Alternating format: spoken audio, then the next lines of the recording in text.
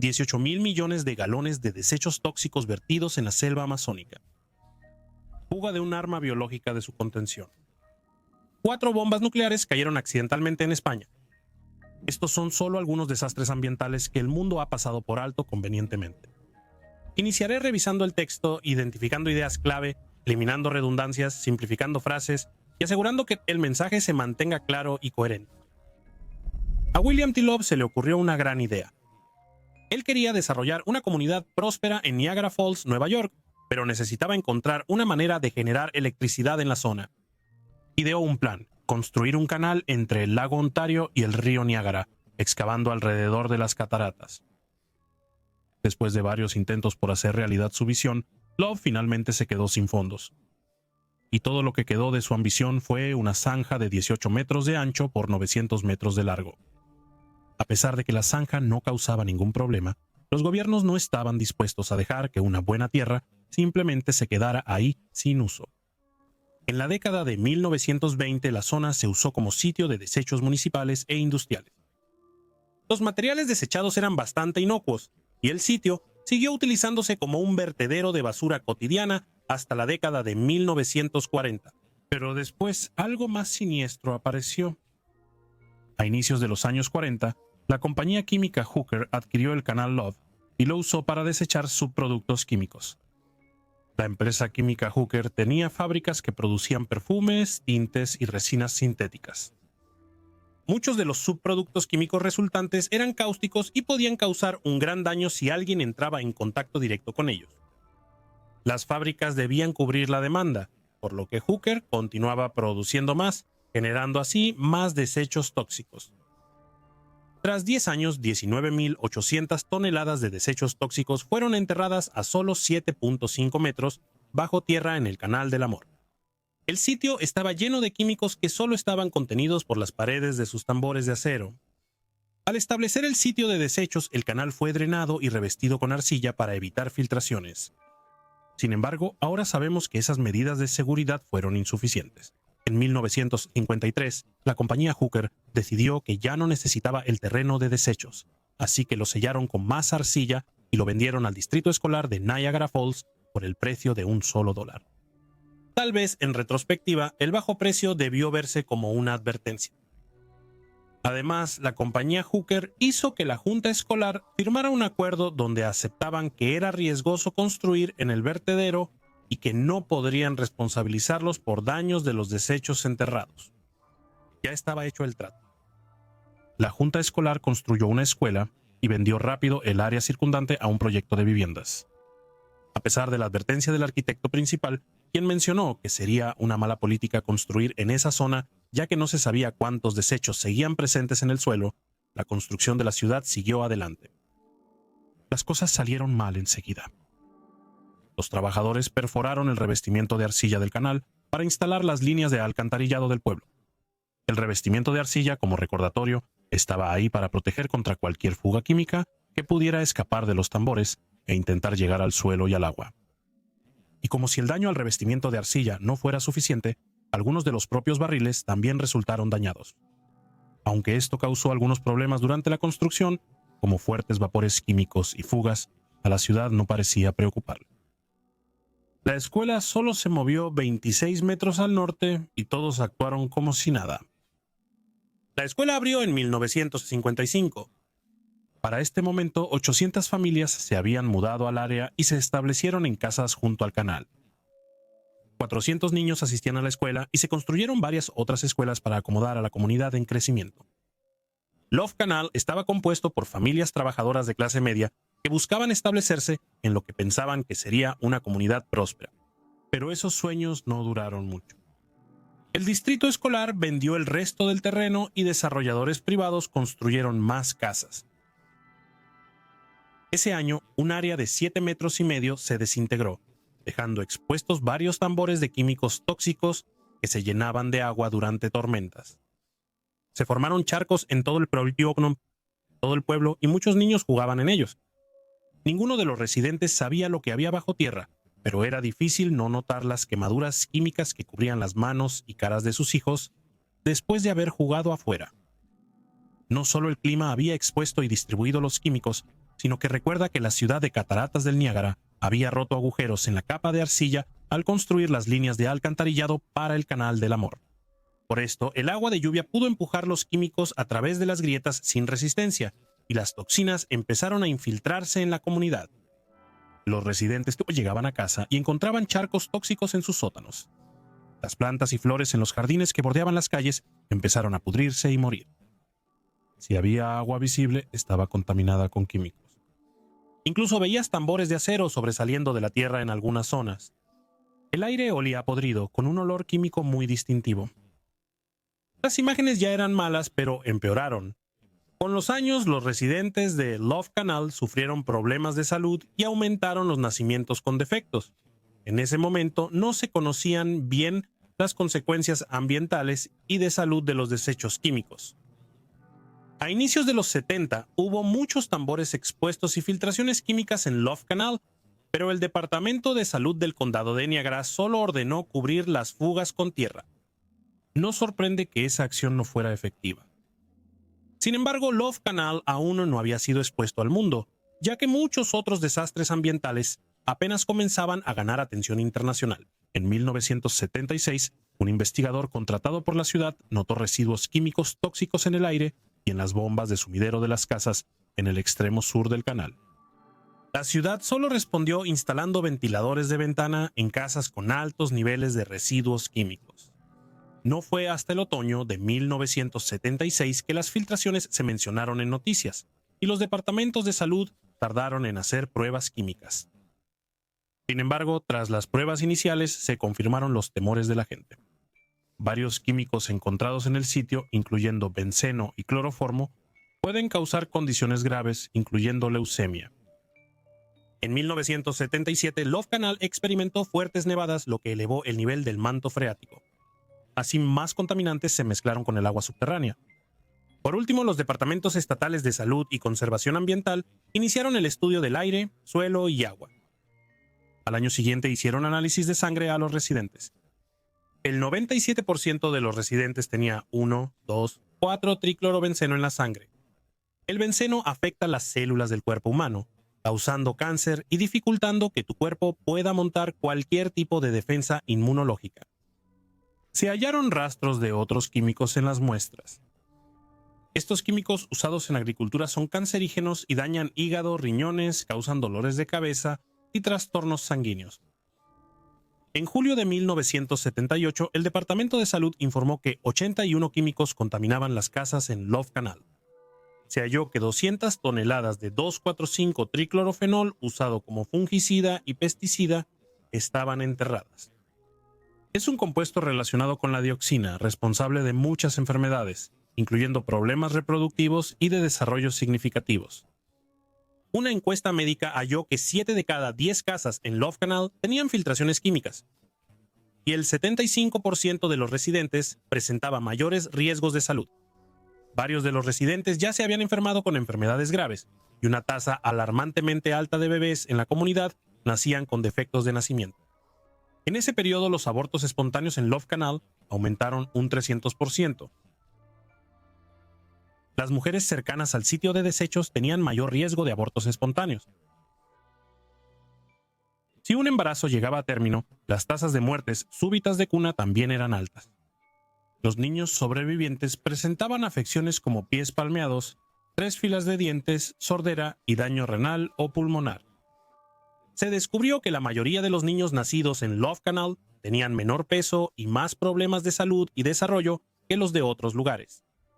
En agosto, el comisionado de salud estatal declaró emergencia en Love Canal. Se ordenó evacuar a las familias de los 2 primeros anillos de casas cerca del canal. El 7 de agosto, el presidente Jimmy Carter declaró que Love Canal estaba en estado de emergencia nacional. Pronto, el gobernador de Nueva York, Hugh L. Carey, visitó la comunidad y anunció la evacuación de las 239 familias más cercanas al canal. En octubre de 1978 iniciaron un sistema de drenaje químico, pero los residentes estaban molestos. Crecieron las demandas de evacuar a la comunidad. El 11 de diciembre, manifestantes llegaron al lugar de trabajo exigiendo respuestas y seguridad. Su líder era Lois Gibbs, joven madre residente de Love Canal. Gibbs y otros manifestantes fueron arrestados brevemente antes de que se retiraran todos los cargos. Esto dio inicio a varios años de activismo para los residentes de Love Canal. Durante muchos años, el gobierno y la compañía química Hooker minimizaron la gravedad de la situación, mientras los residentes se volvían cada vez más desesperados. Excepto las familias más cercanas al sitio de desechos, todos siguieron viviendo en casas llenas de sustancias nocivas. En febrero de 1979, el radio de evacuación se amplió a 6 cuadras. Mientras tanto, otros residentes seguían atrapados en casa con problemas médicos graves. Nadie podía mudarse sin ayuda económica porque sus casas quedaron inútiles. En mayo de 1980, la Agencia de Protección Ambiental informó que los residentes de Love Canal podrían tener daños cromosómicos por químicos. Aunque el estudio fue refutado, reavivó la ira de los residentes. El 19 de mayo, residentes retuvieron a 2 funcionarios de la Agencia de Protección Ambiental en la oficina de la Asociación de Propietarios de Love Canal y exigieron evacuar a toda la población de Love Canal. El presidente Carter declaró otro estado de emergencia federal en Love Canal y ordenó evacuar a 728 familias dentro de 50 cuadras del canal. El presidente Carter aprobó un paquete de ayuda estatal y federal de 20 millones para Love Canal. El gobierno acordó comprar 550 casas y todas se vendieron excepto 76. Durante los siguientes años, el gobierno destruyó las 227 casas más cercanas al canal. En 1982, la concentración de dioxina en el canal era 100,000 veces más fuerte que el nivel en el que empieza a ser tóxica para los animales. En los años siguientes, la limpieza continuó. Occidental Chemical Corporation, que adquirió la compañía Hooker, llegó a un acuerdo con los residentes en 1984. Ofrecieron un pago único de 20 millones junto con un fondo fiduciario médico de $1 millón. Gracias a Love Canal, la Ley Integral de Respuesta, Compensación y Responsabilidad Ambiental de 1980 se promulgó como ley federal. La Ley Superfondo, administrada por la Agencia de Protección Ambiental, investiga y limpia sitios contaminados con sustancias peligrosas. Actualmente hay 40,000 de estos sitios en el país. Love Canal fue el primero en recibir fondos. El proceso de limpieza tomó 21 años y costó $400 millones. Actualmente Love Canal cuenta con un área cercada de 70 acres que abarca el sitio original de desechos, una cubierta de 40 acres y sistemas de drenaje y tratamiento de lixiviados. También existen más de 150 pozos de monitoreo en la zona que se inspeccionan frecuentemente. Se descubrió que Occidental no violó ninguna ley al deshacerse de sus desechos químicos. Aún así, se les consideró responsables por la disposición de responsabilidad retroactiva en la ley Superfund. En 1994, Occidental Chemical Corporation y Occidental Petroleum firmaron un acuerdo de $98 millones con Nueva York para cubrir costos de limpieza. Un año después, la Agencia de Protección Ambiental demandó a Occidental Petroleum, que aceptó pagar $129 millones en restitución. Varias casas en los anillos exteriores de Love Canal fueron consideradas aptas para la monohabitación y se construyeron nuevas viviendas en la zona. Los nuevos residentes siguieron con sus vidas junto a los otros 76. Hoy en día, muchos de ellos sufren problemas de salud inexplicables. Del tóxico Love Canal pasamos a Arles G7, también conocido como el punto cero de algunos de los experimentos biológicos más mortales de la historia. Es finales de julio de 1971 en el mar de Aral. En la cubierta de un barco de investigación biológica, Lev Berg, un biólogo marino de 24 años, lanza redes para recolectar plancton y peces. A lo lejos, a unos 15 kilómetros de distancia, puede ver la costa de la isla Vozrozhdenia. Hay gente que vive ahí, pero nadie jamás tiene contacto con ellos. La isla es una zona restringida propiedad del ejército soviético. Los habitantes locales no saben qué tipo de instalación militar es, solo que a nadie se le permite acercarse a la isla. Pronto ella sabría que Vozrozhdenia estaba prohibido, y con razón. Una semana tras viajar cerca de la isla, la científica se enfermó. Una vez que regresó a casa en Aralsk, la ciudad más grande en la costa del mar de Aral, desarrolló una fiebre alta. Su enfermedad encendió las alarmas a nivel local y llegó hasta los círculos políticos más altos de Moscú. La enfermedad que ella portaba era una de las más aterradoras. La base militar en la isla Vozrozhdenia no era ordinaria. No se reportaron explosiones fuertes, lanzamientos de cohetes ni nada habitual del poderoso Ejército Rojo. En cambio, albergaba un sitio secreto de pruebas de armas biológicas. En ese tiempo, la Unión Soviética tenía un gran programa de armas biológicas.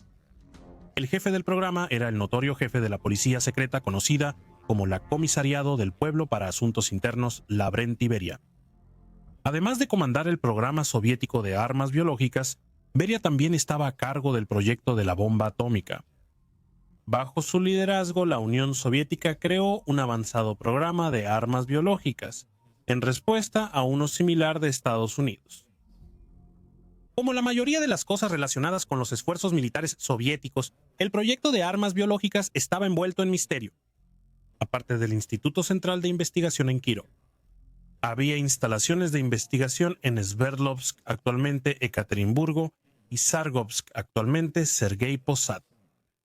Además, se realizaron pruebas de campo en varios lugares, siendo la de la isla Vozrozhdenia una de las más importantes.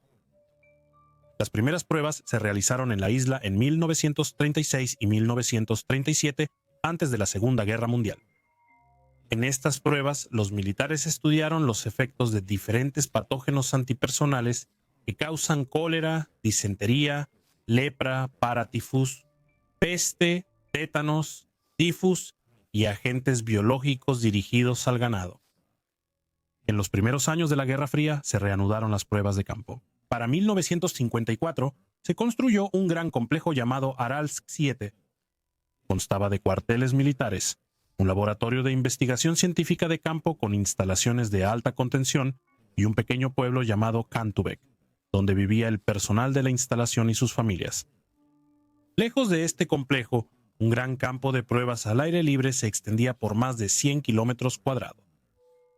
Aquí, científicos y personal militar realizaban pruebas con patógenos que causaban enfermedades temidas como el anthrax, la tularemia, la brucelosis, la fiebre Q y la encefalitis equina venezolana. Además, las pruebas en la isla Rosa Sedenia incluyeron las fórmulas más potentes de viruela convertida en arma biológica. Los agentes probados se dispersaban mediante la explosión de bombas a través de rociadores de aerosol. En y sobre el suelo, los detectores medían el nivel de dispersión de los patógenos. Grandes animales como caballos, burros y ovejas, y animales más pequeños como ratones, cobayas y hámsters fueron llevados a la isla Rosa Sedenia como sujetos de prueba. Los soviéticos incluso importaron cientos de babuinos jamadrias de África, una especie estrechamente relacionada con los humanos. El campo de pruebas estaba ubicado en la parte más al sur de la isla, y como los vientos soplaban de norte a sur, todos los agentes biológicos probados terminaban en el mar de Aral. Con la costa a favor del viento a 125 kilómetros, el riesgo de que un patógeno llegara al continente era mínimo. Como precaución, ningún barco podía acercarse a un perímetro de 40 kilómetros. La viruela es una de las enfermedades más terribles que existen. Es altamente contagiosa y ataca las membranas de la boca, la garganta y las vías respiratorias, desde donde se propaga por todo el cuerpo. Las víctimas luego desarrollan ampollas por todo el cuerpo. En promedio mueren 3 de cada 10 infectados. Solo en el siglo XX la viruela mató hasta a 300 millones de personas. Para la década de los 50, el virus fue eliminado en Norteamérica y Europa, pero todavía había casos en Sudamérica, Asia y África. En respuesta, se inició un programa masivo de vacunación en 1967. La Organización Mundial de la Salud declaró al mundo libre de viruela en 1980. El 15 de julio de 1971, Levberg zarpó del puerto de Arlesk para una investigación de 24 días. Llegó a las cercanías de la isla 2 semanas después, el 30 de julio, supuestamente entrando en el área restringida y pasando a solo 15 kilómetros de la isla. Según un subjefe del Estado Mayor General del Ejército Rojo, el general Piotr Burgasov, el ejército estaba probando armas biológicas en ese momento. 400 gramos de una receta exclusiva de viruela acababan de ser lanzados en el campo de pruebas. La explosión de la bomba de virus dispersó el patógeno, alcanzando al biólogo en la cubierta de Levberg. El 6 de agosto, el biólogo presentó los primeros síntomas: fiebre, dolor de cabeza y muscular. Al regresar a Arosk el 11 de agosto, fue directamente a su casa para ser atendida por su madre. Un médico general que la visitó notó que tenía fiebre alta de 39 grados Celsius y le recetó aspirina y antibióticos. Tras la fiebre surgió un sarpullido en su rostro, cuero cabelludo y espalda. Por suerte se recuperó rápidamente, principalmente porque estaba vacunada contra la viruela. 2 semanas tras el regreso de la bióloga, su hermano menor enfermó. Él también tenía fiebre y un sarpullido en la piel. Su tratamiento inicial incluyó antibióticos de tetraciclina y aspirina, pero eso no detuvo la propagación del virus. Al inicio, los médicos no pensaron en la viruela porque los soviéticos la erradicaron hace 10 años. 8 personas más se infectaron, 6 adultos de entre 24 y 60 años y 2 niños.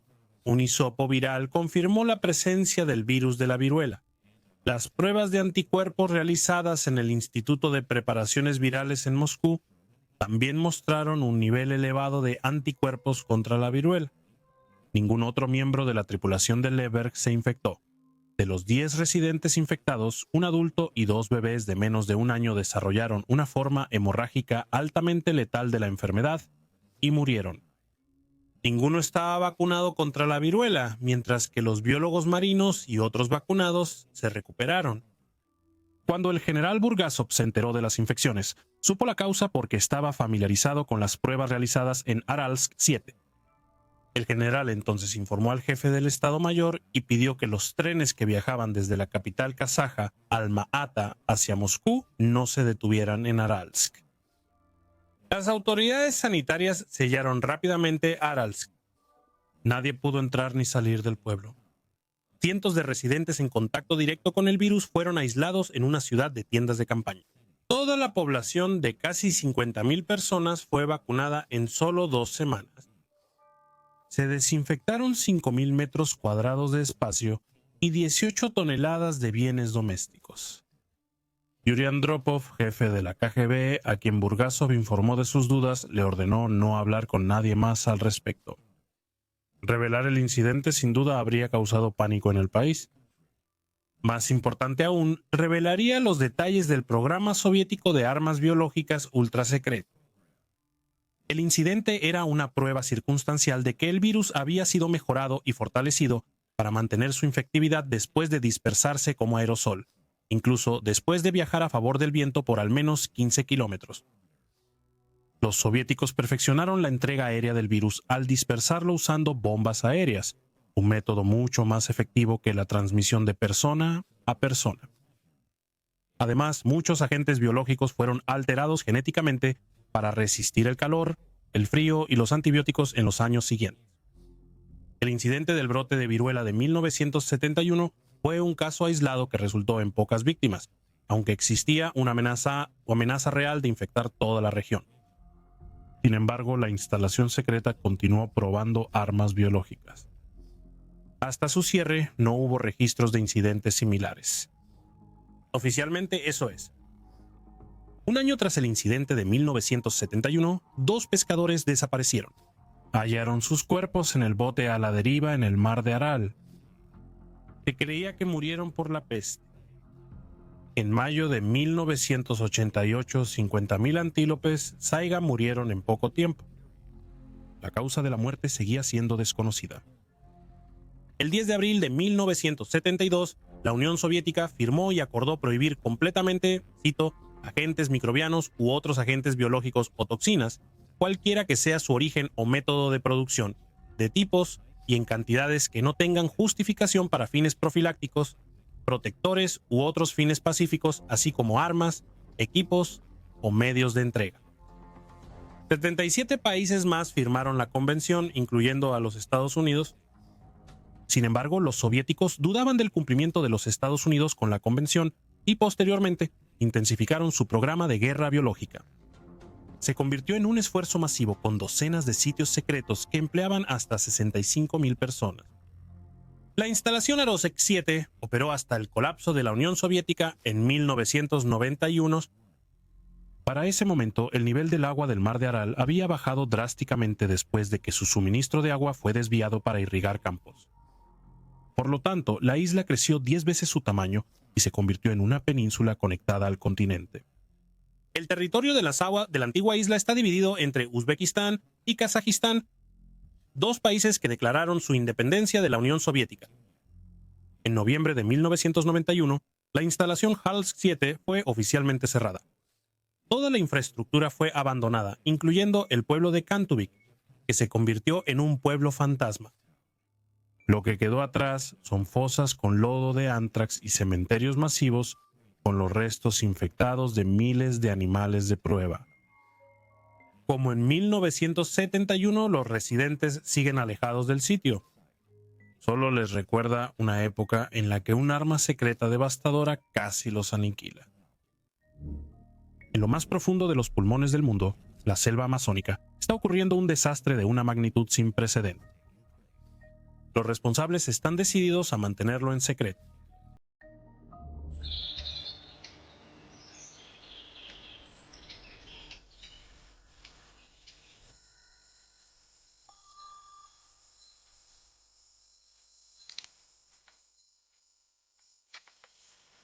After stirring up the sediment a bit,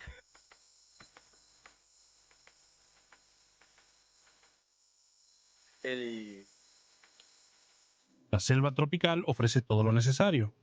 Además de estar llena de vida silvestre, el Amazonas también era rico en petróleo. Esto atrajo la atención de una de las mayores petroleras del mundo, Tejaco.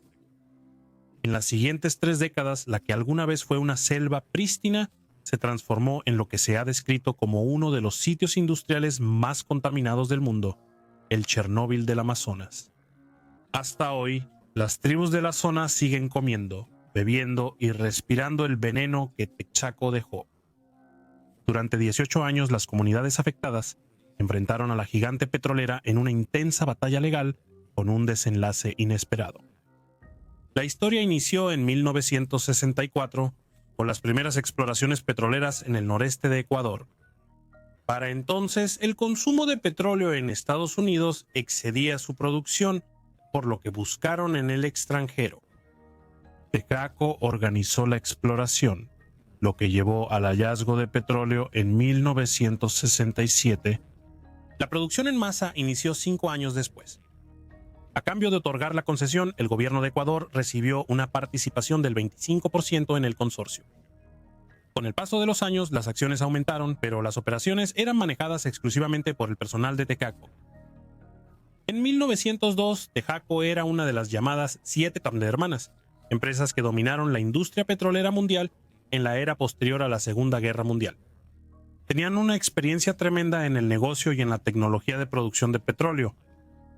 Además, Texaco fue una de las pioneras en crear tecnologías avanzadas de protección ambiental, como lo exigían los altos estándares de contaminación en los Estados Unidos de América. La perforación para extraer petróleo era imposible sin seguir el procedimiento adecuado para proteger el medio ambiente. Al perforar un pozo petrolero en Estados Unidos, los ingenieros excavaban una fosa temporal para almacenar los desechos de petróleo. Las fosas se cubrían con una lona industrial impermeable para evitar filtraciones de desechos al suelo. Había una estación donde el petróleo crudo se refinaba para separar los residuos tóxicos, llamados agua producida. Esto se bombeaba de regreso a las cavidades subterráneas de donde originalmente se había extraído el petróleo.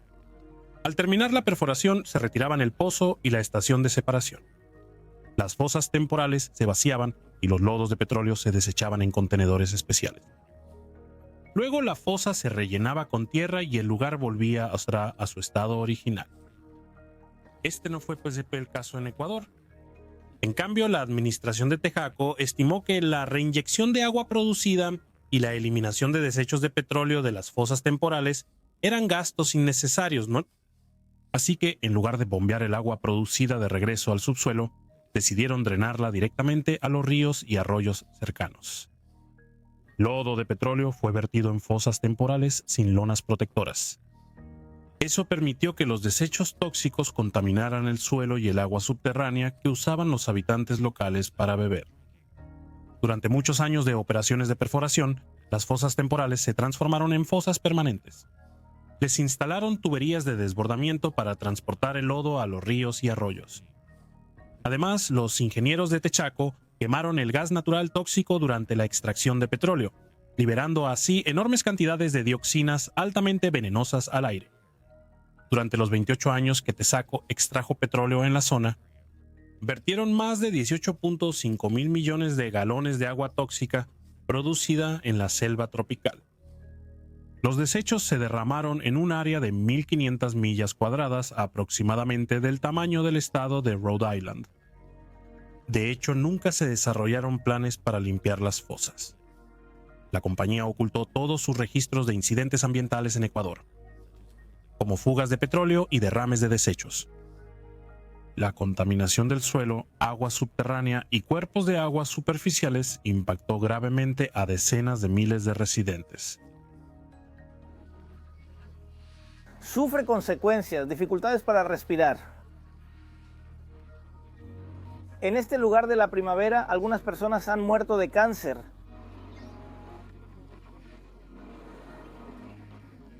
Mi madre falleció de cáncer hace 2 años. Los resultados del laboratorio mostraron que las muestras de suelo y agua cerca de los pozos petroleros de Texaco contenían grandes cantidades de hidrocarburos totales de petróleo, una mezcla altamente cancerígena de compuestos químicos que provienen del petróleo crudo. Las cantidades eran hasta 1000 veces mayores de lo permitido por la ley ecuatoriana e incluso 10.000 veces mayores que los límites establecidos por la ley estadounidense. El ganado estaba muriendo debido a que bebía de ríos y arroyos contaminados. La pesca se volvió imposible porque las toxinas mataron a todos los peces. Los más afectados fueron las personas que vivían en las provincias de Sucumbíos, Oriana, Napo y Pastaza. La exposición a grandes cantidades de hidrocarburos totales de petróleo les causó daños en los órganos internos, problemas respiratorios, envenenamiento de la sangre, irritación estomacal y de la piel, y defectos de nacimiento.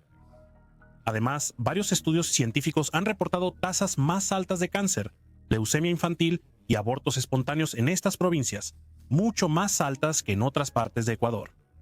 Por el afán de lucro, Texaco generó uno de los peores desastres ambientales de la historia reciente. Sus ahorros se estimaron en poco más de $3 por barril. En 1992 terminó la concesión de Texaco para perforar petróleo en Ecuador, quedando Petroecuador como única propietaria. Lamentablemente, los desechos que dejaron continuaron matando gente. Para acabar con su sufrimiento, al año siguiente, 30.000 habitantes locales se organizaron en el Frente de Defensa de la Amazonía o Frente de Defensa de la Amazonías. El grupo trabajó con el abogado estadounidense Esteban Donziger para presentar una demanda colectiva contra Texaco en Estados Unidos. La Frente de Defensa de la Amazonía exigió que la empresa reparara el daño que causó al medio ambiente y compensara económicamente a las comunidades afectadas. Sin embargo, también querían que el mundo supiera de la tragedia. En 1993, Donziger y el equipo legal de la Frente de Defensa de la Amazonía demandaron colectivamente a Texaco en la Corte Federal de Nueva York. Para la gente de la Amazonía ecuatoriana, obtener justicia era una cuestión de vida o muerte. Pero lo mismo era cierto para Texaco. Si la Frente de Defensa de la Amazonía hubiera ganado el juicio, habría sido un precedente para otros casos en todo el mundo donde la compañía petrolera había sido acusada de destruir el medio ambiente. En cambio, comenzó una batalla entre David y Goliat, muchas veces fuera de los límites del sistema legal. Mientras los activistas de la Frente de Defensa de la Amazonía reunían montones de pruebas que mostraban la magnitud del crimen cometido en la selva amazónica, la gerencia de Texaco desarrolló una estrategia diferente. Organizaron una campaña de cabildeo para trasladar el juicio de Estados Unidos a Ecuador, ya que se esperaba que ganar en el extranjero fuera mucho más fácil que enfrentarse a un jurado estadounidense. Los abogados y expertos de Texaco presentaron 14 declaraciones juradas elogiando la justicia y la imparcialidad de los tribunales ecuatorianos. Afirmaron que el caso le correspondía a Ecuador. En octubre del año 2000, Texaco fue adquirida por otro gigante petrolero, Chevron. La nueva administración admitió que Texaco vertió agua producida en los ríos amazónicos, pero paradójicamente siguió defendiendo que limpiar la zona no era su responsabilidad. Los abogados de Chevron afirmaron que la empresa ya había hecho su parte para reparar el daño y que el resto de la responsabilidad recaía en el gobierno ecuatoriano. Sin embargo, la campaña de limpieza de $40 millones de la empresa no fue más que un tratamiento cosmético. En realidad, solo se hicieron responsables de un pequeño número de fosas, y estas simplemente fueron cubiertas con tierra sin retirar el lodo tóxico de petróleo. Mientras los empleados de Chevron ocultaban pruebas, sus abogados y cabilderos seguían presionando para llevar el juicio a Ecuador. Finalmente, después de años de cabildeo, el dinero invertido dio frutos. En 2002, el Tribunal Federal de Nueva York aprobó transferir el juicio a Ecuador. Chevron prometió acatar todas las decisiones de sus tribunales, pero la compañía petrolera se llevó una sorpresa. El tribunal ecuatoriano fue realmente justo e imparcial, condujo el proceso meticulosamente y tomó en cuenta los intereses de ambas partes. Los registros del juicio sumaban 220,000 páginas, pero la evidencia crucial fueron 54 inspecciones supervisadas por el tribunal a los antiguos pozos petroleros de Texaco. Fue durante estas inspecciones que se encontró una cantidad impactante de hidrocarburos totales de petróleo en el agua y el suelo. Antes de esto, los ingenieros de Chevron inspeccionaron en secreto los pozos petroleros para encontrar áreas en el suelo con la menor cantidad posible de hidrocarburos totales de petróleo. Buen trabajo, Dave. Te asignaré una tarea fácil. ¿Quién eligió el lugar, René? No busques culpables. ¿Quién eligió el lugar, René? Sin embargo, la contaminación era tan extensa que no pudieron encontrar muestras limpias para presentar como evidencia de la limpieza de Chevron. 18 años después de la demanda original y 9 años tras el traslado del juicio a Ecuador, el tribunal finalmente dictó veredicto. Chevron fue declarado culpable de contaminar 2 millones de acres de la selva amazónica. El tribunal les ordenó pagar $18,000 millones para la remediación del medio ambiente, la restauración de la ecología y para compensar a las 5 comunidades indígenas afectadas. La mitad de la suma era la multa por la negativa de Chevron a disculparse públicamente. Sin embargo, después de que un tribunal de apelaciones dictaminó que no había base legal para sancionar a Chevron por no disculparse, la multa se redujo a $9,500 millones. El veredicto puso fin a una larga lucha para responsabilizar a la imprudente compañía petrolera. Se logró la justicia. Sin embargo, no era así como Chevron veía las cosas. Para gran disgusto del público, Chevron se negó a pagar cualquier multa en absoluto. En vez de acatar el veredicto, lanzaron una intensa campaña en su contra. Con la intención de desestimar la validez del fallo del tribunal ecuatoriano, presentaron una contrademanda en la Corte Federal de los Estados Unidos y en la Corte Permanente de Arbitraje de La Haya. La contrademanda se basó en el testimonio del ex juez ecuatoriano Alberto Guerra, quien dijo que tribus locales le ofrecieron dinero para redactar en secreto el fallo del tribunal. En 2014, el Tribunal de Distrito de Estados Unidos en Nueva York determinó que el veredicto ecuatoriano fue resultado de fraude y crimen, por lo que no era ejecutable. Esto liberó a Chevron de la responsabilidad por los daños que causó en Ecuador, y el Tribunal de La Haya dictó el mismo veredicto, ordenando al gobierno ecuatoriano pagar $112 millones a Chevron. Los dos veredictos significaron que no había manera de hacer cumplir la sentencia ecuatoriana.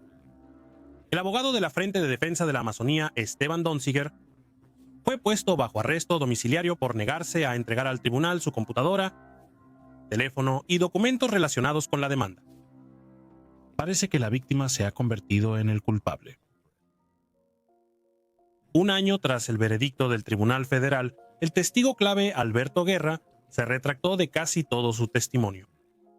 Esto ocurrió luego de que activistas de la Frente de Defensa de la Amazonía hallaran contratos firmados con Chevron por beneficios valuados en al menos $326,000. Sin embargo, el veredicto del Tribunal Federal basado en su testimonio siguió en vigor. Chevron prometió públicamente que iban a luchar contra esto hasta que el infierno se congele y luego lo pelearán sobre el hielo. Y se hizo evidente para las tribus indígenas que había poca esperanza de victoria. Chevron nunca pagó ni un centavo de compensación, ni ha hecho nada para reparar el daño que causó. En cambio, retiraron todos sus activos de Ecuador y abandonaron el país para siempre. En su lugar, la sentencia recayó sobre las tribus indígenas de la Amazonía ecuatoriana. Están condenados a beber, comer y respirar desechos tóxicos por el resto de sus vidas. Los desastres nucleares también están en la lista. El siguiente fue el primero en impactar territorio estadounidense. Al sonar una tercera alarma de incendio en una estación de pruebas de reactores en una fría noche de enero, los bomberos acuden rápidamente. Las expectativas de otra falsa alarma pronto se desvanecen. En cambio, un desastre nuclear se desarrolla frente a ellos. En la estación de bomberos número 1 de la Estación Nacional de Pruebas de Reactores del Ejército en Idaho, la sirena suena a las 9:01 de la noche. Cada alarma requiere atención en un lugar como este donde se realiza investigación nuclear. El sonido hace que los 6 bomberos se pongan sus chaquetas, suban al camión y se dirijan hacia el sitio. Es 3 de enero de 1961 y la noche es helada. Primero revisan el cuarto de la caldera. Para su sorpresa, la alarma está en silencio. Viene de otro sitio. Será mejor que revisen el edificio principal donde está el equipo del reactor. Allá los bomberos encuentran una habitación cálida pero vacía. Todas las luces están encendidas y 3 tazas de café caliente aún humean en la mesa. Tampoco hay nadie en la sala de control del reactor, solo un indicador rojo amenazante parpadeando en el panel, una alerta de alta radiación. De repente los bomberos se dan cuenta de lo que está pasando. La alarma viene del edificio central donde está el reactor nuclear. Definitivamente no es una falsa alarma. Los bomberos rápidamente recuperan la compostura y salen corriendo del edificio. Corren al camión por sus mascarillas y tanques de aire. Con esto puesto, regresan al edificio principal y suben las escaleras hacia el área donde está el reactor nuclear. Un edificio cilíndrico de 3 niveles. Abajo está el reactor y arriba la plataforma de operación con el equipo de control. Arriba está el ventilador de ventilación. La tripulación de 3 personas del reactor opera en la plataforma, donde los bomberos los esperan. Desde afuera no hay rastro de un accidente. Pero el detector portátil de radiación se vuelve loco mientras los bomberos suben las escaleras. Desafortunadamente no le pasa nada. En la plataforma de operaciones, los bomberos observan por una ventana en la puerta para saber qué ocurre. El aire dentro está claro y el reactor parece estar en su lugar. Pero junto a él están los cuerpos de 2 tripulantes, los especialistas del ejército Richard Leroy McKinley y John A. Burns, empapados y cubiertos de sangre. Hay rocas y metal esparcidos alrededor. La situación requiere una alarma total. En solo 17 minutos, un físico de la salud y el subjefe Moshberger ingresaron a la instalación con un detector de cámara de ionización más grande. Al acercarse a la plataforma de operaciones, los detectores indicaron 500 runcans por hora, superando la dosis letal para exposición prolongada. A las 10:30 p.m., el jefe de física de la salud Ed Valerio y el supervisor de operaciones del reactor Paul Duckworth llegaron desde Idaho Falls. Con los otros 3 físicos de la salud, se pusieron equipos Scott y corrieron al edificio del reactor. Adentro, uno de los miembros del equipo, Richard Leroy McKinley, estaba gimiendo y aún mostraba signos de vida, aunque estaba cubierto de sangre y en muy mal estado. Valerio y Duckworth optaron por sacarlo rápido del edificio para que recibiera atención médica. Con la salida de emergencia bloqueada, los 2 llevaron a McKinley hasta arriba por todo el edificio principal. Desafortunadamente, durante la extracción, las máscaras de aire de Valerio y Duckworth dejaron de funcionar, obligando a Valerio a quitarse la máscara y respirar aire contaminado. Toda la operación de rescate duró solo 3 minutos. Lamentablemente, McKinley nunca logró llegar al hospital. Murió a causa de sus heridas en la ambulancia. Su otro colega, John A. Burns, murió en el andén. El tercer tripulante, Ricardo C. Legg, electricista de la Marina de Estados Unidos, estaba rodeado de misterio. Nadie pudo encontrarlo, ni vivo ni muerto. ¿Su desaparición estaba relacionada con lo que sucedió en el reactor? Bomberos y físicos de la salud en la escena determinaron rápidamente que un reactor explotado causó la muerte del tripulante. Mientras tanto, supieron que la explosión no tenía relación con la desaparición de Richard Legg. En realidad, nunca estuvo desaparecido. Legg murió en el accidente, pero nadie hallaba su cuerpo porque un fragmento del reactor lo atravesó y quedó en el techo del edificio. Su cuerpo colgaba desde arriba sin ser notado. Sin embargo, los expertos no sabían qué causó una explosión tan poderosa. A diferencia de lo que se cree, los reactores nucleares no son peligrosos. No pueden explotar por sí solos. ¿Qué falló con el reactor en la estación de pruebas de reactores nacionales de Idaho? El reactor nuclear en cuestión era experimental, conocido como reactor de baja potencia estacionario número 1 o solo Sociedad Limitada 1. Fue diseñado como reactor de escala media con producción de 3 megavatios térmicos. Sociedad Limitada 1 era parte del programa del Ejército de Estados Unidos para equipar estaciones de radar en el Ártico y proveerles electricidad y calefacción. El contrato para diseñar, construir y probar el prototipo del reactor fue otorgado al Laboratorio Nacional de Argonne, que se especializaba en física nuclear no relacionada con armas. El prototipo se construyó en la Estación Nacional de Pruebas de Reactores en Idaho y comenzó a operar el 24 de octubre de 1958. Usaba combustible de uranio enriquecido al 90 y 3.2% en su reactor de agua en ebullición de 3 megavatios. Operaba con circulación natural, utilizando agua ligera como refrigerante y moderador. Tras pruebas exhaustivas, la planta se entregó al ejército para entrenar a su personal. El reactor y la mayoría del equipo operativo estaban alojados en un gran edificio cilíndrico, similar a un silo, hecho de placas de acero de 1/4 de pulgada. A diferencia de los reactores urbanos, Sociedad Limitada 1 no tenía carcasa de contención a presión. Sin embargo, el edificio pudo contener la mayoría de las partículas radiactivas liberadas por la explosión eventual. Sociedad Limitada 1 fue diseñado para funcionar y durar décadas, incluso en condiciones extremas como el Círculo Ártico. Aún así, explotó y cobró la vida de 3 jóvenes militares. La causa del desastre se encontraba dentro del reactor. Cada reactor nuclear tiene barras de combustible y control en un recipiente de acero sellado con agua.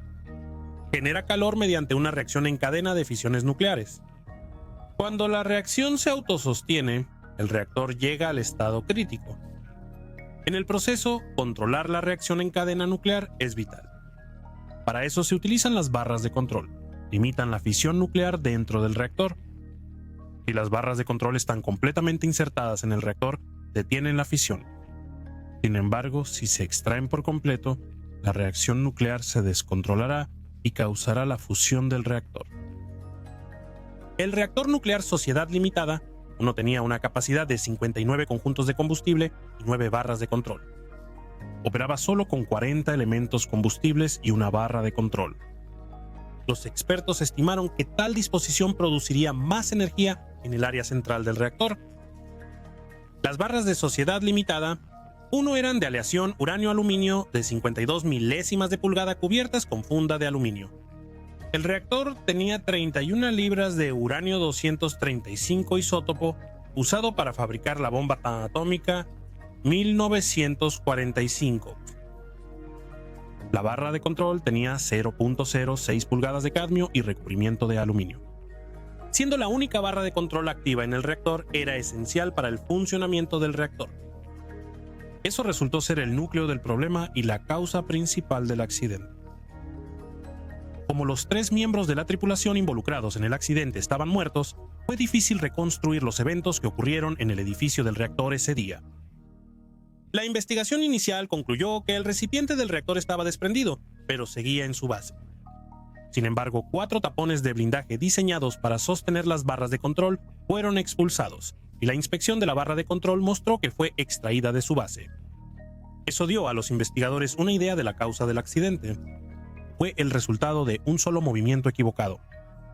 Esa noche, 3 tripulantes hicieron un mantenimiento rutinario para reconectar la barra de control. Por las vacaciones de Navidad, el reactor estuvo apagado 11 días y los operadores lo reiniciarían. El procedimiento exigía retirar manualmente la barra de control del reactor, conectarla a su mecanismo y volver a bajarla al reactor. Era un proceso paso a paso en el que los miembros del equipo seguían estrictamente las instrucciones del manual de operaciones. Primero, un miembro del equipo, probablemente John Burns, sacó la barra de control 3 pulgadas del reactor. Después, el otro miembro del equipo, probablemente Richard Legg, puso la abrazadera en C en la barra para fijarla mientras se instalaba el mecanismo de accionamiento. Después de completar la reconexión, Burns se suponía que debía levantar manualmente la barra otras 2 pulgadas para que Legg quitara la abrazadera en C y la bajara al reactor. Sin embargo, en lugar de levantar la barra 2 pulgadas, Burns la levantó 20 pulgadas. Un detalle que parece menor, pero en el caso de un reactor nuclear, fue el que causó un terrible accidente. Como es bien sabido, la función de la barra de control en el reactor es limitar el número de fisiones nucleares para no provocar una reacción en cadena descontrolada. Desafortunadamente, eso fue precisamente lo que ocurrió cuando la barra de control se extrajo demasiado. La reacción nuclear se descontroló y causó más fisiones de las que el reactor soportaba. Esto es lo que los científicos nucleares llaman criticidad inmediata. En solo 4 milisegundos, el reactor diseñado para producir 3 megavatios de energía generó una potencia de 20.000 megavatios. El aumento de potencia fue tan grande que los conjuntos de combustible se fundieron. El refrigerante se vaporizó y generó alta presión en el recipiente del reactor, empujando el agua hacia arriba. El agua golpeó el techo del recipiente con una presión de 10.000 libras por pulgada cuadrada, elevando el recipiente 9 pies en un tercio de segundo. El agua rompió los tapones de protección, lanzándolos al aire a 92 kilómetros por hora y aplastando a Legg contra el techo. Agua y vapor contaminados salieron del recipiente y rociaron toda la plataforma de operaciones, matando a Burns y a Legg. McKinley, quien estaba de pie a un lado, resultó gravemente herido. Murió camino al hospital. La teoría fue respaldada por rastros de elementos activados por neutrones en la ropa y pertenencias del tripulante. Un experimento con barras de control ficticias mostró que una persona podía extraer la barra 20 pulgadas de un solo tirón. Los tripulantes conocían el reactor y los riesgos de extraer demasiado la barra de control. Entonces, ¿por qué lo harían? La respuesta está en un mal funcionamiento de la barra de control. Los informes oficiales indican que la barra de control central fue más confiable que las demás. Sin embargo, no se menciona que aún así se atascó 7 veces en el mes previo al accidente. La frecuencia de problemas con las barras de control aumentó con el tiempo. Pero el contratista operativo Ingeniería de Combustión Incorporada no hizo nada al respecto. El gerente del proyecto Sociedad Limitada, 1 W. B. Allred, se defendió en el Congreso tras el accidente, alegando que desconocía el gran aumento en el atasco de las barras. Según él, si lo hubiera sabido, habría cerrado la planta para un examen más detallado. Y así la razón del desastre del 3 de enero de 1961 quedó clara. Cuando Burns trató de subir la barra de control 2 pulgadas, se atascó. Para liberar la barra atascada, usó demasiada fuerza y accidentalmente la levantó 20 pulgadas. El gobierno minimizó los hechos para evitar socavar la confianza pública en la industria nuclear. La Comisión de Energía Atómica informó que no se detectaron productos de fisión en el perímetro del Sociedad Limitada 1, salvo 0.1 curis de estroncio 90 y 0.5 de cesio-137. En su informe, la Comisión de Energía Atómica no solo omitió muchos otros radionúclidos que fueron emitidos, sino que también subestimó la cantidad de fisión producida esa noche. Pese a las bajas cifras de curies liberados, el accidente del Sociedad Limitada 1 fue grave. Al revisar el recipiente, cerca del 30% del combustible del núcleo se había evaporado. El accidente del reactor nuclear Sociedad Limitada 1 resultó en la pérdida de 3 vidas, la destrucción de la instalación del reactor nuclear y el abandono del programa de desarrollo del reactor Sociedad Limitada 1. En febrero de 1963, el ejército lo sustituyó por el reactor móvil de baja potencia. Sin embargo, fue una lección valiosa. Como resultado, todos los reactores futuros fueron diseñados aplicando el criterio de una barra atascada para asegurar que la remoción de una sola barra de control no resultara en una reactividad excesiva. 26.000 libras de escombros radiactivos, incluido el recipiente del reactor, fueron enterradas cerca del sitio del reactor. Frente a este incómodo terreno de entierro, cercado con alambre, se encuentra una lápida aún más incómoda que advierte a los transeúntes desprevenidos del peligro radiactivo que aún acecha bajo tierra. ¿Qué pasa si una empresa ignora 575 violaciones de seguridad? Véalo por usted mismo. Una válvula con fugas causó una reacción en cadena que desató un infierno en la planta química de Phillips. Trabajadores dan mantenimiento rutinario al reactor 6 en el enorme complejo químico de Houston. No es un procedimiento complicado, pero aún así requiere precaución. Los trabajadores siguen el procedimiento de mantenimiento. De repente, un silbido ensordecedor atraviesa el aire cuando el reactor libera violentamente todo su contenido en el patio de la fábrica, envolviendo todo en una nube de vapores combustibles. Los trabajadores saben que una chispa puede hacerlo explotar todo, así que corren. 2 minutos después, un centro sísmico en Houston registra un fuerte temblor. Sobre el complejo de Pasadena, una gran columna de humo negro se eleva en el aire. Es un gran desastre causado por un solo error. El complejo químico estaba en la concurrida zona industrial junto al Buffalo Bayou. Era propiedad de la compañía petrolera Phillips y tenía varias plantas en el sitio. Los informes decían que la compañía contrataba subcontratistas y trabajadores menos capacitados que sus empleados. El día del desastre, un grupo de trabajadores fue asignado para dar mantenimiento al reactor 6.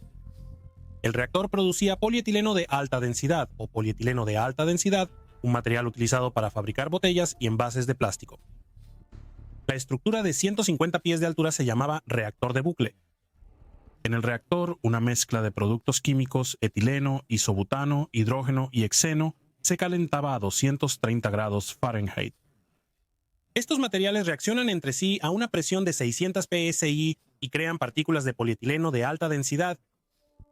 Las partículas se asentaron en 6 tubos de sedimentación. Estos tubos llevaron el polietileno de alta densidad a un tanque para procesarlo más. Durante el proceso, las partículas obstruían gradualmente los tubos de sedimentación que debían limpiarse manualmente. Esto se hacía sin detener el proceso dentro del reactor. Se usaba una válvula especial para separar las tuberías del reactor. El destape no comenzó hasta que las 6 tuberías se taparon, lo que fue el domingo, 2 días antes del desastre. Los empleados iniciaron la limpieza como se planeó, cerrando la válvula. Solo después de asegurarse de que el indicador marcaba cerrado, desconectaron 2 mangueras de aire que controlaban la válvula. Finalmente la bloquearon en posición cerrada para evitar que el contenido del reactor fluyera por las tuberías durante la limpieza. El siguiente paso fue abrir una segunda válvula en la parte inferior de la tubería y retirar el material plástico. El procedimiento se pospuso para la próxima semana por otras prioridades laborales. Uno podría preguntarse si el desastre se habría podido evitar con una priorización de tareas diferente. Se necesitó una investigación detallada para descubrir lo que sucedió después, el lunes 23 de octubre. El 99% del contenido del reactor, aproximadamente 85,000 libras, se liberó a la atmósfera en una nube peligrosa de gas altamente inflamable que se esparció por todo el sitio. Sonó una alarma y los trabajadores de la planta evacuaron rápidamente. Desafortunadamente, hubo muy poco tiempo. En menos de 2 minutos, la nube alcanzó una fuente de ignición y explotó con una fuerza enorme. La explosión sacudió todo el parque industrial y lo cubrió con grandes pedazos de metal. El metal volaba por el aire y estaba explotando. ¿Pudiste sentir el impacto? No, me lanzó como a 10 metros. Te levantaste y corrí, salté la cerca y crucé el pastizal. La explosión En la planta Phillips fue tan poderosa como 2.4 toneladas de trinitrotolueno y marcó 3.5 en la escala de Richter. La explosión causó que casi toda la planta se incendiara. En 10 a 15 minutos, las llamas alcanzaron 2 tanques de almacenamiento de isobutano de 20,000 galones y provocaron otra explosión masiva. Para empeorar aún más las cosas, otro reactor de polietileno falló catastróficamente entre 25 y 45 minutos después del primero. Durante el caos pudieron ocurrir 3 explosiones más. Los primeros en llegar fueron los bomberos de la brigada de la compañía Phillips, seguidos por los de la Asociación de Ayuda Mutua de Industrias Channel. Inmediatamente al llegar, los hombres se dieron cuenta de que tenían una tarea desafiante por delante. No solo el incendio estaba fuera de control, sino que la explosión también destruyó gran parte del sistema de agua para combatir incendios. Los bomberos usaron fuentes alternativas como una torre de enfriamiento, tubería principal de una planta vecina estanques de sedimentación y el canal de navegación. A pesar de estos esfuerzos, las llamas intensas y la enorme cantidad de combustible representaron un gran desafío para los equipos de respuesta. Después de 10 horas de lucha, una fuerza conjunta de camiones de bomberos, camiones de espuma de Phillips y brigadas de plantas y departamentos locales controló el incendio. En ese periodo, las operaciones de búsqueda y rescate fueron casi impracticables. Hasta la mañana siguiente, los empleados de Phillips revisaron la planta para ver si era seguro que entraran los equipos de rescate. Aunque el incendio estaba controlado, aún había riesgo de explosiones y colapsos. Entre los primeros en ingresar al sitio estuvieron los oficiales de la Administración de Seguridad y Salud Ocupacional para recolectar y preservar evidencia. Su investigación no solo reveló una cantidad significativa de fallas dentro de la planta, sino que también indicó que los funcionarios de la planta ya tenían conocimiento previo de estos problemas. Durante el mantenimiento, el dispositivo de bloqueo fue retirado de la válvula superior de la cuarta pata de sedimentación. Al reconectar las mangueras de aire que regulan la válvula, los trabajadores la abrieron accidentalmente, causando que el contenido del reactor se derramara por la pata de sedimentación. La investigación reveló una falla significativa en el diseño del sistema. Las mangueras de suministro y descarga de la válvula superior eran igual. Esta similitud hizo posible una confusión, permitiendo que los trabajadores las conectaran al revés. Aunque el indicador podía mostrar que estaba cerrada, la válvula en realidad podía estar abierta. La explosión y el incendio mataron a 22 trabajadores de la planta. Otro empleado falleció después en el hospital. Las víctimas estaban a menos de 250 pies del reactor 6, donde se filtró gas. Un informe al presidente señaló que otras 130 personas resultaron heridas en el accidente. Hospitalizaron a 35 trabajadores. 5 tenían heridas graves que ponían en riesgo su vida. Más de 100 personas resultaron ilesas después de quedar atrapadas por el incendio. La Guardia Costera de Estados Unidos y bomberos de Houston los rescataron en botes. La compañía petrolera Phillips sufrió daños materiales por un valor de 715 millones o 1.730 millones en la economía actual y otros 700 millones de dólares en pérdida de ingresos. En la conclusión final de la investigación, Administración de Seguridad y Salud Ocupacional encontró una violación grave de procedimientos bien establecidos y comprendidos que crearon las condiciones que permitieron la fuga y la posterior explosión. La compañía había implementado un procedimiento que no incorporaba protección de respaldo. Administración de Seguridad y Salud Ocupacional también halló que el mecanismo de aire del actuador podía conectarse en cualquier momento, incluso durante el mantenimiento, y que alguien podía abrir las válvulas accidental o deliberadamente. Phillips fue acusado de una separación inadecuada entre los edificios y la planta, lo que contribuyó a que un gran número de trabajadores resultaran heridos o muertos, ya que simplemente no tenían suficiente espacio para realizar una evacuación efectiva. La secretaria de Trabajo de Estados Unidos, Elizabeth Dole, afirmó que la tragedia empeoró por la evidencia de que la explosión pudo evitarse siguiendo los procedimientos de seguridad. Administración de Seguridad y Salud Ocupacional encontró documentos internos de Phillips solicitando acciones correctivas, pero casi todos fueron ignorados. También enfatizó el hecho de que Phillips, así como otras empresas del sector, contratan subcontratistas menos calificados para realizar operaciones peligrosas. Y eso tuvo consecuencias mortales. 2 meses antes del desastre, los subcontratistas abrieron unas tuberías hacia un tanque sin aislar la línea. Solventes inflamables se ventilaron en un área cercana, se incendiaron y quemaron a 4 trabajadores, causando la muerte de 2. Al final, Administración de Seguridad y Salud Ocupacional acusó a la compañía petrolera Phillips de 566 violaciones intencionales y 9 graves, proponiendo una multa total de aproximadamente 5.7 millones. La compañía petrolera Phillips aceptó pagar una multa de 4 millones y aplicar los procedimientos de seguridad propuestos por Administración de Seguridad y Salud Ocupacional en todas sus instalaciones del país. Administración de Seguridad y Salud Ocupacional aceptó quitar la intencionalidad de las citaciones según el acuerdo. Las normas de gestión de seguridad propuestas por Administración de Seguridad y Salud Ocupacional se publicaron en el Código de Regulaciones Federales en 1992, casi 3 años después del desastre. Estas normas revolucionaron el diseño seguro de procesos y las prácticas operativas de la industria petroquímica. En 1999 la planta tuvo otra explosión e incendio que causó la muerte de 2 contratistas quemados por plástico fundido a 500 grados Fahrenheit. Una explosión más con resultado fatal ocurrió al año siguiente. Después de todos los desastres en la empresa, la seguridad de los trabajadores parecía olvidada.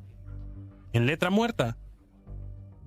Luego está la ocasión en que Estados Unidos dejó caer por accidente 4 bombas nucleares en España. Señores, hay informe de inteligencia, es secreto. Analizamos a fondo el programa de pruebas de misiles guiados soviéticos.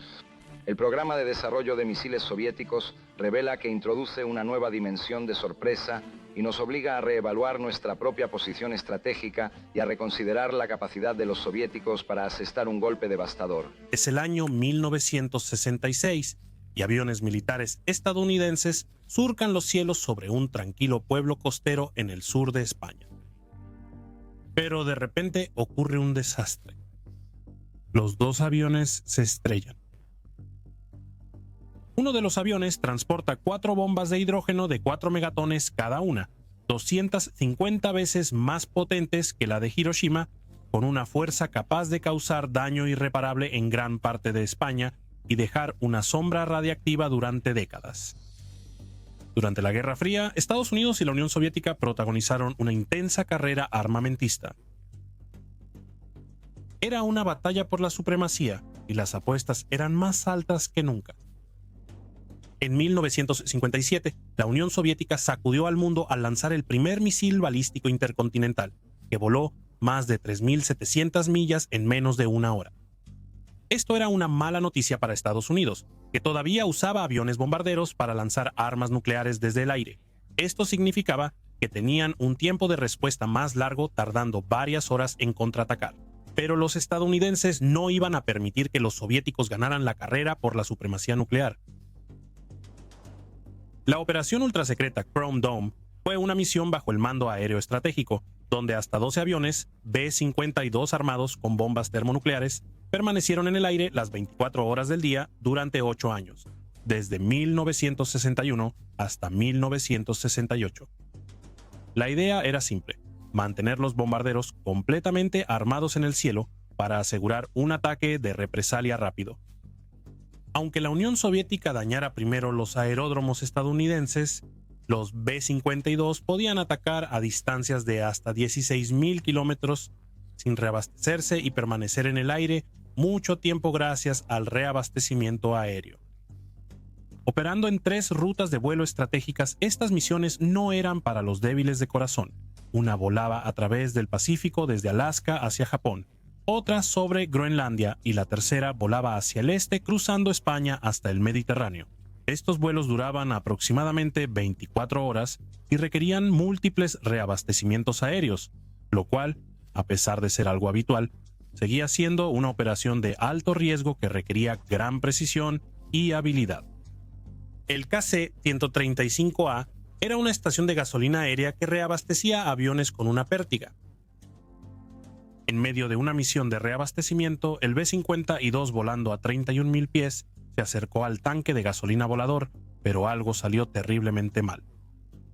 El bombardero iba demasiado rápido y chocó contra la pértiga de reabastecimiento del tanque, provocando una explosión que envolvió el avión en llamas. Eso solo fue el inicio de la terrible experiencia de la misión. La carga termonuclear desarmada del B-52, 4 enormes bombas de 1.5 megatones, fue liberada de la bodega del bombardero cuando el B-52 se partió. Aunque las bombas tenían paracaídas, solo se abrieron 2 de 4.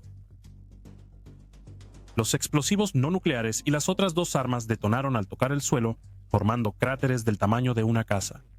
La explosión esparció polvo de plutonio altamente radiactivo sobre una vasta zona de casas, campos de tomates y bosques. La tercera bomba aterrizó intacta, medio enterrada en un lecho de río seco. Sin embargo, la cuarta bomba solo sería encontrada más de 2 meses después. En pocas horas, el pueblo pesquero de Palomares sería el centro de atención mundial.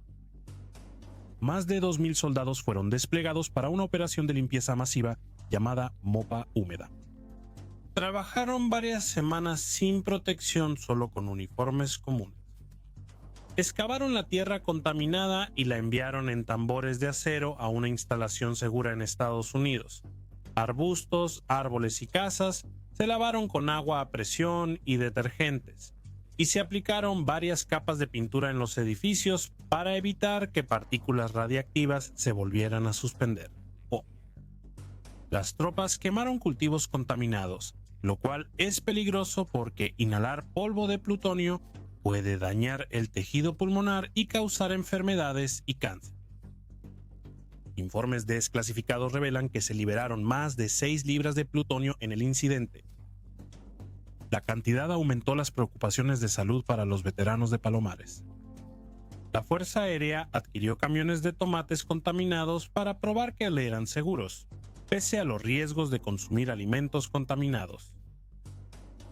La búsqueda de la cuarta bomba aún continuaba, y Estados Unidos estaba ansioso por encontrarla antes de que los submarinos enemigos en la zona pudieran reclamarla. Luego, la situación dio un giro dramático cuando testigos presenciales informaron haber visto un paracaídas caer en picada hacia las aguas del Mediterráneo. ¿Dónde cayó exactamente la bomba? La búsqueda fue colosal e involucró 30 barcos y un vehículo sumergible. La búsqueda en el mar costó más de $10 millones, siendo la operación de salvamento más cara de la época.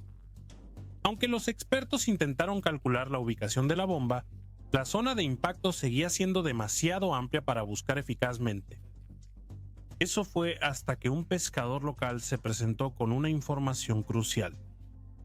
Su testimonio ocular llevó al equipo a un radio de 1 milla de donde vio caer el paracaídas y la esperanza se reavivó. El 15 de marzo, un sumergible de la Marina localizó la bomba a 2.500 pies de profundidad. No obstante, desafíos técnicos retrasaron la recuperación, y la bomba tardó más de 80 días en ser llevada a la superficie con seguridad. Increíblemente, la bomba parecía estar mayormente intacta, a pesar de haber pasado más de 11 semanas bajo el agua. Aunque había sufrido algunos daños, incluyendo una gran abolladura en la punta y 2 desgarros en la cola, el componente más crítico, el interruptor, permanecía de manera segura en la posición de apagado. Tras el incidente de Palomares, Estados Unidos resolvió unas 500 reclamaciones por pérdidas y lesiones de residentes. Sin embargo, documentos desclasificados revelan que solo aportó menos del 15% de los fondos prometidos para un programa de salud pública que monitorearía los efectos a largo plazo de la radiación. Involucrados en la limpieza de Palomares, según se informa, desarrollaron cánceres debido a la exposición al plutonio. Pero el Departamento de Asuntos de Veteranos rechazó repetidamente sus reclamaciones basándose en estimaciones inexactas de exposición a la radiación recopiladas por la Fuerza Aérea. Las demandas de ambas limpiezas se desestimaron por una ley federal que protege a los militares de negligencia. La mayoría de los demandantes murió después por cáncer. En agosto de 2022, el presidente Joe Biden firmó la ley de promesa para mejorar el acceso de los veteranos a atención médica por exposición a sustancias tóxicas. Hasta el día de hoy, el legado inquietante de la contaminación desgarró a Palomares. Las pruebas de suelo en la década de 1990 mostraron que más de 65,000 yardas cúbicas seguían contaminadas, y se informó que áreas no detectadas indicaban niveles de radiación 20 veces superiores al nivel permitido para zonas pobladas.